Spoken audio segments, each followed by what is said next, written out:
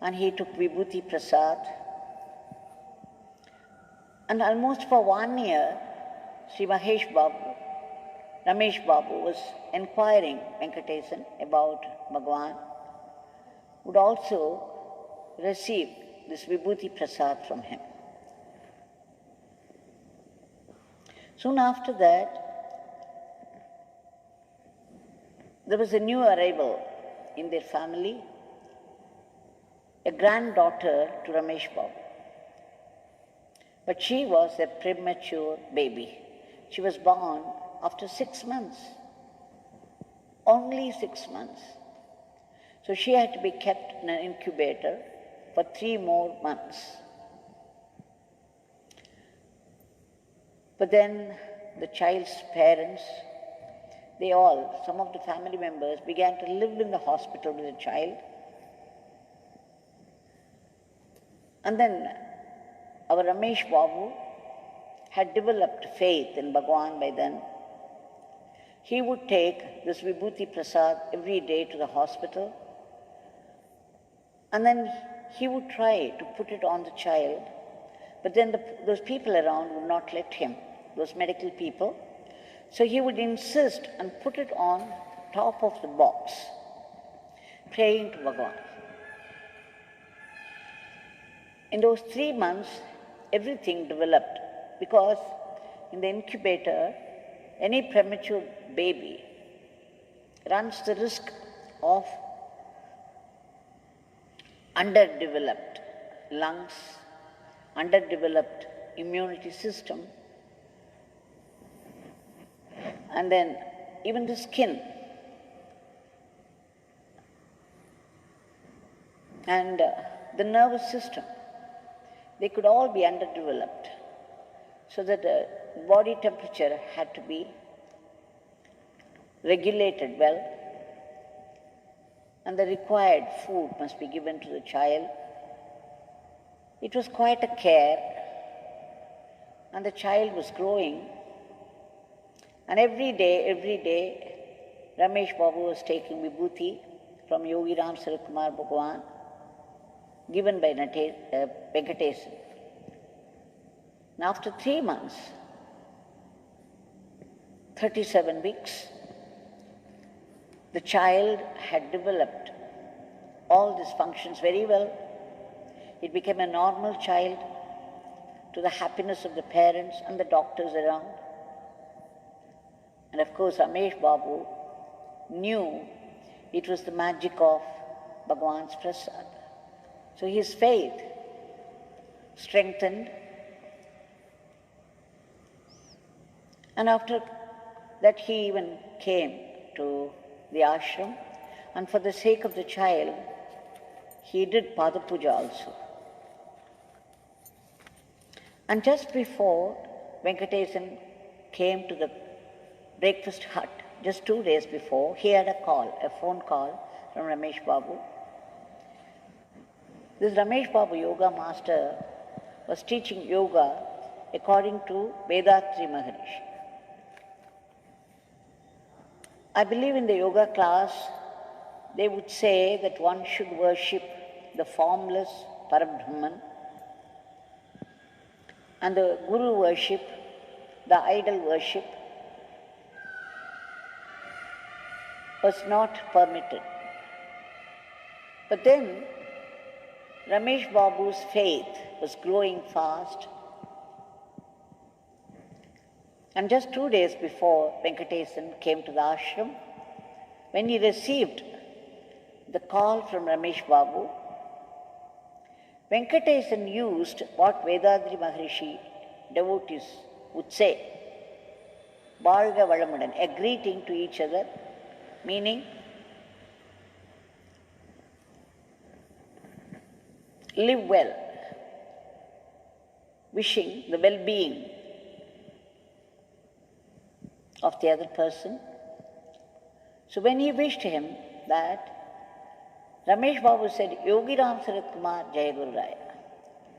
Now it was Venkatesan's turn to be surprised. He said, what are you saying, sir? You used to say, wish you well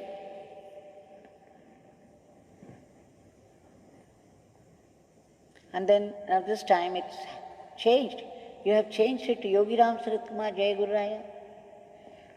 Then with this Vedatri Maharishi's student, this yoga master, Ramesh Babu said, Ayya, sir, what do you think? Yogi Ramsuratkumar is none other than the Parabrahman, the Param that we are talking about in the yoga class. This is what I have found out. He is so powerful. His nama is infused with tremendous power, sir. I have had experience. He is playing games with me. He is playing his leelas with me. And I am quite enjoying myself. And then he said there was a very important document he had brought from school and put it in a cover in a certain place in the house. And the day he wanted it, when he went there, it was missing. He felt terrible, and then the whole lot of them at home started searching for the document. They searched and searched. They ransacked the whole place for nearly 2 hours, but they could not find it. And because he was busy with the search, Ramesh Babu forgot Yogi Ramsuratkumar. It's only after 2 hours of futile search, he remembered suddenly the name Yogi Ramsuratkumar. Immediately, he went and stood before the photograph given by Venkatesan, and then with folded hands, he said, Yogi Ramsuratkumar Jai Guru Raya, Yogi Ramsuratkumar Jai Guru Raya, Yogi Ramsuratkumar Jai Guru Raya, 5 times, only 5 times. And after that, he came, he started to search again, and wonder of wonders, he found the document where he ransacked. Just minutes before, he was looking there, the whole family was searching. They could not see it, but now after chanting the name Yogi Ramsuratkumar Jai Guru Raya 5 times, he immediately spotted it. It was there where they ransacked and they could not find, and suddenly they found it there, exactly where they searched for it. What a miracle. How could this have happened? It was as though somebody had placed it there. We do not know what really happened. It could be that it was there even before, and somehow they could not get to see it, but after chanting Yogi Ramsuratkumar Nama, it suddenly became visible to them. Whatever it was, he knew immediately it is the power of the name Yogi Ramsuratkumar that did the magic. They were all surprised, delighted. And so Ramesh Babu said, whatever greeting it is that we have developed in our group, it certainly refers to Yogi Ramsuratkumar as Param. He is the supreme. Param means supreme. Yogi Ramsuratkumar is supreme, and he is helping me so much. So you see, when Venkatesan was wishing, Bhagwan Valamudan, the way the Vedatri group used to wish each other, Vedatri Maharishi's student Ramesh Babu was wishing him Yogi Ramsuratkumar Jai Guru Raya. He found out that chanting the name Yogi Ramsuratkumar kept us all, kept our well-being.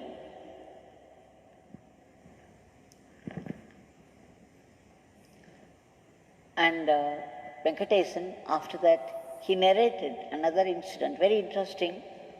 Only Yogi Ramsuratkumar could have done that. He said his son Vishnu was working in TCS.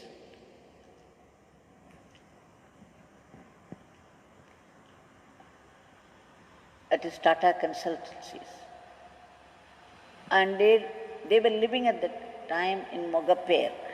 Mogaper is a place, it's an area in Chennai. They were living there, and this boy Vishnu had joined TCS company, and he had to travel 55 kilometers every day. It's one way, 55 kilometers. So he would take his two-wheeler up to a certain point called Maduravayil, keep it there on rent, and then he would take a bus up to a place called Vandalur, and then from Vandalur to another place, Kenambakam, by a van.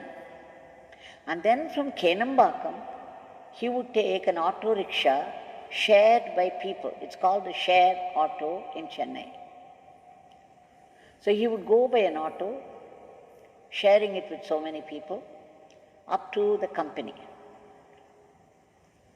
Now that particular day, after working in the company, when he returned in the evening, he came up to Maduravayil where he had kept his two-wheeler, and to his dismay, he found the keys missing, the key of the two-wheelers. Immediately he rang up to his father to say, "Please bring the other key. I have lost this key." His helmet was there. If there is no key, it had to be broken, open. So immediately his father, Venkatesan, he rushed on his bike up to this place, but in his hurry, Venkatesan forgot to take his son's two-wheelers, the other key. Instead, he took his own key, the key of his own bike. It's only after reaching there, he found out that in the hurry, he had forgotten to bring that. Then after that, okay, so they left the two-wheeler there itself for another night. And then the father drove the son back home. Vishnu was so devoted, he is still devoted. At the time, he used to, as soon as he came back from the company, he would remove his clothes, pant, shirt and all that, wore a dhoti, and he would sit before the picture of Bhagwan and start talking, as he would talk to a friend or a father. He would be talking to Bhagwan's picture. This was his habit. So that day, he was very upset. He kept on telling his father, Venkatesan, "Father, why would this happen to me? Bhagwan has helped me so many times. What did I do to deserve this? Why would this happen to me? Losing the key. If I don't get it, I do not know where I lost it. If I do not get it, I have to break the helmet open. Why would Bhagwan do this to me?" Then Venkatesan said, "Okay, you used to sit and talk, you sit there and ask Bhagwan." So this boy sat before Bhagwan, he kept on talking to Bhagwan more than the usual time. And next day morning, his father took him on his bike up to Maduravayil where he had left the two-wheelers. And then he pushed off further, first by a bus and then by a van. When he came to Kenambakam, the van came and stopped. And just opposite the place where it stopped, there was an ATM, a provision where you could draw money from the bank. Suddenly he felt that he had to take money, and usually he would take money only from ATM in his company. The company premises had an ATM, so he always drew money from there. But that day, suddenly it struck him to take money from this ATM. So when he got down from the van and went there, he found a long queue and he joined it. He became very restless because it was getting late for his office. So he even thought of coming away, but then something prevented him from coming, And then the thought came to him, anyway, I have stood in the queue a little more time, let me finish this job and go.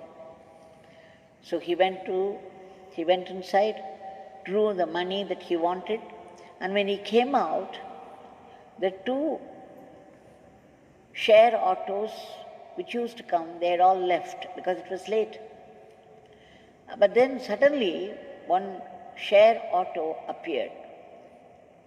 It came round and stopped. Immediately he ran and took a seat there. But the driver said, see, there are so many other people getting in, and therefore there's a seat next to me, the driver's seat. You sit there because you are young. The other people would be old and might be fat also, so you better sit here. So Venkatesan, Vishnu, without saying anything, he sat next to the driver. And soon the auto was full and they needed one more place. Then the driver requested Vishnu, young man, see the tank there, you sit on the tank. Will you? Once again Vishnu, without saying anything, he just sat on the tank. And then suddenly his eyes fell upon a small place where the driver used to keep some coins. And there his key was shining. Immediately he spotted it, he knew it was his. And then he remembered this was the share auto he was traveling in the previous day. He said, driver, that is my key. The driver said, oh, you see, somebody had left it here in the auto. I didn't know what to do, how to find out the owner. Then I just put it here. If that is yours, you take it. Vishnu was so happy. He never imagined in the wildest of dreams that he would be able to find this key ever again, because he could have left it in the van, he could have left it in any one of the autos. And how to find that particular auto? And he was not even sure he left it in the auto. But then here, it was the same auto, and the man had come without his expectation. Because he was late, he was able to get into this auto. He did not know it was the same auto. And now he found his key. Immediately, as soon as he came to the company, he rang up to his father and said, Bhagwan has given back the key to me. Bhagwan did not let me down. He gave the very unusual circumstances led to this finding of the key. It's Bhagwan, it's pure magic of Bhagwan. Imagine, why would it strike Vishnu to go to the ATM at Kenambakam? He had never been there because always, whenever he wanted money, he would go to the ATM inside his company. But that day, why did it strike him to stop there? And then, when he became restless because it was getting late for the office, suddenly a thought came that he would, no matter what, he would get the money and then go. What made him decide that he would go ahead and get the money, even if it became late for going to the office? At every level, when you look back, you see that at every level, after praying to Bhagwan, suppose you lose something and then you pray to Bhagwan, and after your prayer, whatever happens is well designed, and it is designed for the result that you asked for. This is what we see in this case. At every level, the miracle had happened. And imagine when he came out late from the ATM, the same auto, the share auto, was coming round. Had he gone earlier, he would not have been able to find this auto at all. He would have missed out on the key again. But then, Bhagwan was directing his every move.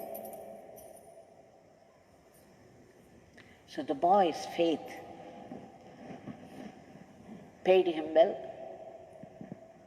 and he was very, very happy. So this whole story, Venkatesan said, only Yogi Ramsuratkumar could have done it. There is no way, after all this travel, 55 kilometers travel by different vehicles, that he should get back his key. Impossible otherwise. Now again, people may think that it's very worldly, and then they call it a miracle, this and that. But it is. It is a miracle. It may be very worldly, but at the time, Vishnu was very upset. His misery was genuine. He really felt the loss of the key, and he wanted it very badly for his own reasons. God gives you whatever you want. So then this Venkatesan came to the ashram and said, Amma, not only this, I have been telling my friends, so many other friends also, about Bhagwan. I tell them his nama, I give them his photograph, and they all get what they want from Bhagwan. But when I want something, it gets delayed. Why? He was smiling, he was laughing. He was saying, Amma, why is that all my friends get their wishes done, whereas it doesn't work for me? It gets delayed and delayed. Then I explained to him that the grace works in three ways. That Bhagwan sometimes, especially in the beginning, when people get introduced to the name, they start chanting fervently. So at the beginning it works immediately. God gives you. God says yes, and then He gives you immediately what you want. But sometimes after that, He will say no, and may not give you what you want. But then your not getting it will prove to be a blessing. So He is giving you His blessing, a blessing that would work for you. So sometimes He says no and gives you something better than what you asked for. Sometimes He will not say yes or no. He will make you wait. But at the end of the wait, however long it is, you will get the best from Him, unasked. This is the way grace works, because the grace must also give you transformation. We need inner transformation. Not only we need things for our outer life, we need inner transformation as well. So grace works in different ways.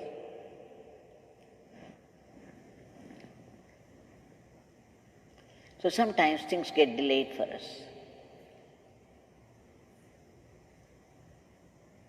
So whatever it is, we know that when you look back, this world may be called Maya. It's an illusion, okay. But then everything works only in a certain manner. Even if you want to switch on the light, you have to find the right switch. If you press the switch adjacent to it, the light will not burn. If you press a switch in the next room, it will not burn. And even if you press the right switch, if there is no electricity, the bulb will still not burn. So you see, there is a manner in which things work. And all these details, even in worldly life, are very meticulously worked out. And you have to go about it meticulously to get a certain result. So even if you call it Maya, at every step of this meticulous design, you require grace. And grace is permanent. Things may not be permanent. You are wanting it or not wanting it. Maybe not permanent, but the grace that helps you is permanent, and it connects you to God permanently. And so it's a great blessing. It strengthens your faith. It makes you chant His name more and more. And then you begin to realize you can't do a thing without grace. And grace becomes the basis of your life. This is how we are hooked. We are hooked by God. Because every adversity turns us towards God, pushes you towards God. And so your kinship with God will become stronger and stronger. So these miracles are absolutely necessary for our worldly life, for a permanent kinship with God. Now this Bhagwan, who works out every detail, all the way through, so meticulously, for you to get what you want, is here right in front of us. There is nothing that He cannot do.